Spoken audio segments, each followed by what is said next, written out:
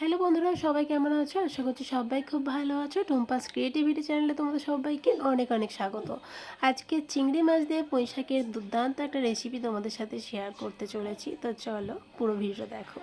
তো প্রথমেই আমি দিয়ে দিয়েছি কড়াইতে কিছুটা সরিষার তেল, তার মধ্যে ফোড়নে দিয়েছি একটু শুকনো লঙ্কা একটা, আর কিছুটা পাঁচ ফোড়ন, আর নুন আর হলুদ গুঁড়ো দিয়ে পুঁই শাকের জন্য কেটে রাখা ডুমো ডুমো করে যে আলু আর কুমড়ো রেখেছিলাম সেটা অ্যাড করে দিলাম। এবার একটু হালকা নাড়াচাড়া করে ভেজে নিয়ে দিয়ে দিয়েছি একটা বড় সাইজের পেঁয়াজ কুচি।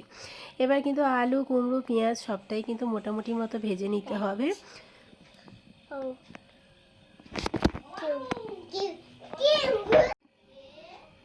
তো এবার আমি অ্যাড করে দেব সামান্য একটু আদা বাটা। তো আদা বাটাটা দেওয়া হয়ে গেছে। এবার দিয়ে দিচ্ছি লঙ্কা গুঁড়ো, কালারের জন্য কিছুটা কাশ্মীরি লঙ্কার গুঁড়ো অ্যাড করেছি। এবার দিয়ে দেবো সামান্য একটু জিরে আর ধনে গুঁড়ো। তো আমি এটা কিন্তু বাড়িতেই বানিয়ে রেখেছিলাম, সেটাই অ্যাড করলাম। এবার কিন্তু মশলাটাকে আলু আর কুমড়োর সাথে ভালো করে কষিয়ে নিতে হবে, তার জন্য আমি এখানে মশলা ধোয়া জলটাও অ্যাড করে দিয়েছি। তো এই যে কুমড়ো দিয়ে পুঁই শাকের এই রেসিপিটা তো আমাদের বাড়ির সবার এত পছন্দের, কি বলবো, মানে এই রেসিপিটা যেদিন হয় আর কোনো পদ হলেও মানে কারোর আর লাগে না, এটা দিয়েই খাওয়া হয়ে যায়। তো চলো এবার কিন্তু আমি পুঁই শাকগুলো অল্প অল্প করে দিয়ে নেব।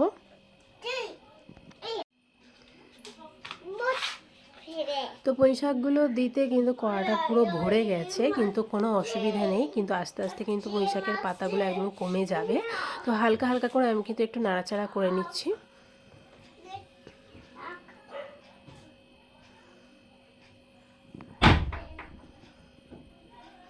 এবার একটু আমি এটাকে ঢাকা চাপা দিয়ে দেবো, যাতে একটু কম হয়ে যায় আর কি, ঢাকা চাপা দিলে কমে আসবে। তো এদিকে দেখো পুঁই শাকের জন্য আমি চিংড়ি মাছ নিয়ে নিয়েছি। আর এই চিংড়ি মাছগুলোও কিন্তু বেশ সুন্দর টাটকা আর একটু বড় বড় সাইজও রয়েছে। তো দেখো পুঁই শাকটা কতটা পরিমাণে কমে গেছে।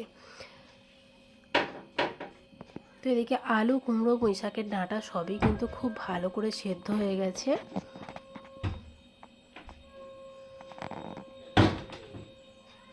তো এবার আমি কিন্তু সামান্য একটু জল অ্যাড করলাম, জলটা দিয়ে কিন্তু আর একটু ঢাকা চাপা দিয়ে দিলাম। আর এদিকে দেখো চিংড়ি মাছগুলো ধুয়ে পরিষ্কার করে নিয়ে নুন আর হলুদ দিয়ে ম্যারিনেট করে নিয়েছি।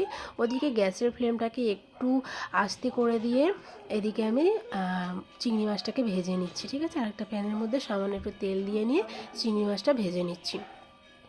তো চলো এদিকে ঢাকাটা খুলে নিলাম। তো দেখতেই পাচ্ছ জলটা আমি কিন্তু খুব কমই দিয়েছিলাম, কারণ পুঁই শাক থেকে জল বেরোয়। তো এদিকে দেখতেই পাচ্ছ পুঁই শাকটা আরও কতটা সুন্দর একদম হয়ে গেছে। এবার চিংড়ি মাছটা ভেজে কিন্তু পুঁই শাকের মধ্যে অ্যাড করে দিলাম। এবার ভালো করে আমি নাড়াচাড়া করে নেব। পুঁই শাকের টেস্টটাকে আরও একটু বাড়ানোর জন্য আমি এখানে কিছুটা চিনি অ্যাড করে দিলাম। তো কুমড়ো পুঁই শাকে এরকম একটু চিনি অবশ্যই তোমরাও অ্যাড করো, কারণ তাতে টেস্টটা কিন্তু আরও মারাত্মক আসে।